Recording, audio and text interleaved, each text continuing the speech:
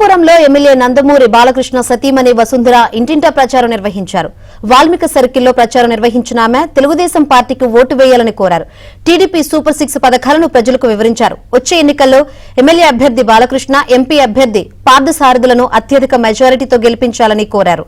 హిందూపురం అభివృద్ధి కావాలంటే చంద్రబాబు సీఎం అవ్వాల్సిన అవసరం ఉందన్నారు.